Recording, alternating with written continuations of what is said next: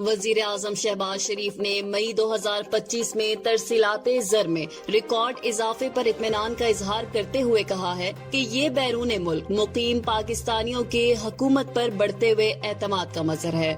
انہوں نے کہا کہ رواں مالی سال ترسیلات زر 34.9 ارب امریکی ڈالر تک پہنچ گئی ہے، جو گزشتہ سال کے مقابلے میں 28.8% زائد ہے۔ صرف مئی 2025 میں 3.7 ارب ڈالر موصول ہوئے، جو گزشتہ سال کے مئی کے مقابلے میں 13.7% اضافہ ظاہر کرتے ہیں۔ وزیر اعظم نے اس کامیابی کو حکومتی معاشی پالیسیوں کی کامیابی قرار دیتے ہوئے معاشی ٹیم کو خراج تحسین پیش کیا۔ ان کا کہنا تھا کہ آئندہ مالی سال کا عوام دوست بجٹ ملک کے روشن مستقبل کی نوید ہے۔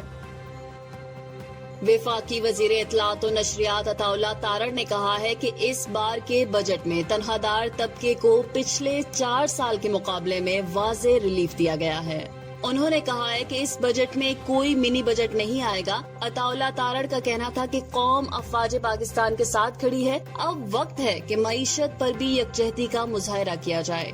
وفاقی وزیر نے پانی کے ذخائر بڑھانے اور ڈیموں کی تعمیر کو ناگزیر قرار دیا۔ انہوں نے بتایا کہ نان فائلرز کے لیے گاڑی اور بینک قرض تک رسائی ممکن نہیں رہے گی، جبکہ شوگر سیکٹر میں ٹیکس کلیکشن میں اضافہ ہوا ہے، کیونکہ چینی کی بوریوں پر QR کوڈز لگائے گئے ہیں۔ عطا اللہ تارڑ نے FBR کی کارکردگی کو سراہتے ہوئے کہا کہ ادارے میں ٹیکنالوجی کے استعمال سے نمایاں بہتری آئی ہے۔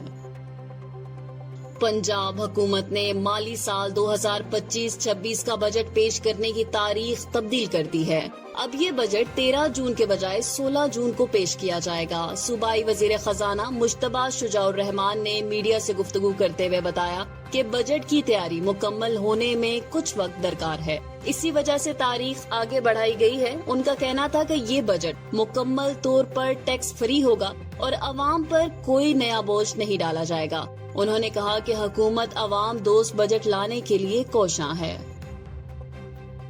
خیبر پختونخوا حکومت آئندہ مالی سال 2025-26 کا بجٹ 13 جون کو پیش کرے گی۔ بجٹ خیبر پختونخوا اسمبلی میں وزیر قانون پیش کریں گے، جنہیں اس مقصد کے لیے وزیر خزانہ کا اضافی قلمدان بھی سونپ دیا گیا ہے۔